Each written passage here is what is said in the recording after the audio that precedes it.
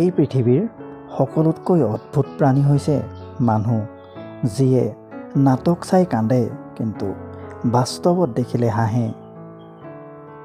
যদি 5 ছেকেণ্ডৰ হাঁহি এটাত মনলৈ এখন সুন্দৰ ছবি আহিব পাৰে, তেন্তে এবাৰ চিন্তা কৰি চাওকচোন, সকলো সময়তে মুখত যদি এটা হাঁহি ৰাখিব পাৰি, তেন্তে জীৱনটো কিমান সুন্দৰ হৈ পৰিব।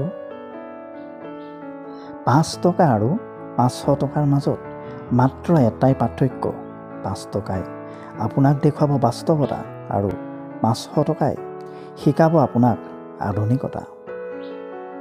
সুখী হৈ থকাৰ মাত্ৰ এটাই মন্ত্ৰ, সদায় নিজৰ ওপৰত আশা কৰক, আনৰ ওপৰত নহয়।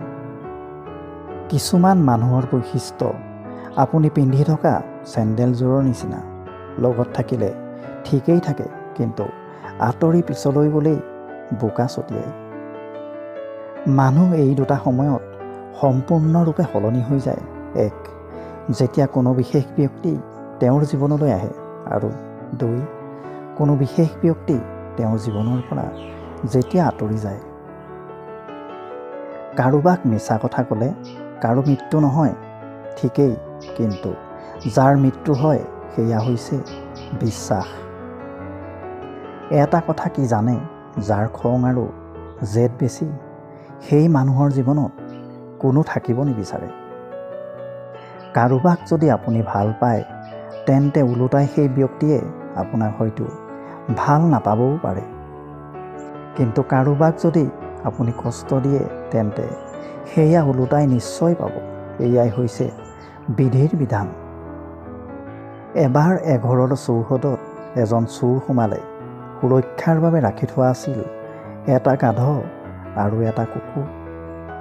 গাধই মনতে ভাবিলে যে কুকুৰে চোৰৰ বিৰুদ্ধে কিবা এটা ব্যৱস্থা নিশ্চয় ল'ব, কিন্তু নাই, কুকুৰে চুপে চাপে বহি আছে। কুকুৰটোৱে তেনেকৈ মনে মনে থকা দেখি গাধৰ মনত সন্দেহ হ'ল। সেয়েহে কুকুৰৰ ওচৰলৈ আহি ক'লে, কুকুৰ ভাই, কিবা এটা কৰা, চোৰে গুদামঘৰৰ তলা ভাঙিবলৈ লৈছে। গাধৰ কথাত কুকুৰে একো গুৰুত্ব নিদিলে। কুকুৰৰ এনে আচৰণ দেখি গাধৰ সন্দেহ বাঢ়ি গ'ল আৰু ওচৰতে চাই দেখিলে যে কুকুৰৰ সন্মুখত হাড় আৰু হাড়ৰ লগত মাংসও আছে। গাধই নিজৰ চকুৰে বিশ্বাস কৰিব পৰা নাই। ঘৰৰ একমাত্ৰ পহৰাদাৰ তাৰ কুকুৰ ভাইয়ে কি শেষ পৰ্যন্ত ঘোচ খোৱা শিকিছে। আৰু ময়ো এই চোৰৰ সমান বেইমান বিশ্বাসঘাতক নিকৃষ্ট প্ৰাণীৰ লগত আছোঁ। গাধই আৰু সহ্য কৰিব নোৱাৰিলে। চোৰক খেদিবলৈ গগন ভেদি চিঞৰিবলৈ আৰম্ভ কৰিলে।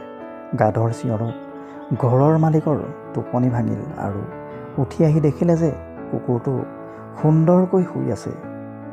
গাধই কিয় ইমানকৈ চিঞৰিছে? নিশ্চয় গাধক কোনো ভূতে ধৰিছে বা গাধ পাগল হৈছে। সেয়েহে মালিকে লাঠিৰে গাধক কোবাবলৈ ধৰিলে। মালিকৰ এনে কাৰ্যত গাধই খুব দুখ পালে। মালিকক বচাবলৈকৈ ওলোটাই মাৰহে খালে। এতিয়া কি কৰা যায়? এতিয়া দায়িত্বশীলতাৰ কোনো মূল্যই নাই। এতিয়া কাৰোবাৰ হৈ কৰিবলৈ যোৱা মানে বোকাৰ চিটিকনি পোৱাৰ বাহিৰে আৰু একো নাই। এতিয়া আমাৰ সমাজৰো ঠিক একেই অৱস্থা। যিয়ে এই চোৰৰ বিৰুদ্ধে মাত মাতিছে, তাৰেই অৱস্থা এই গাধৰ দৰে হৈছে। আনফালে যিয়ে কুকুৰৰ দৰে ঘোচ খাব পাৰিছে, তেওঁৱেই প্ৰতিষ্ঠিত হৈছে।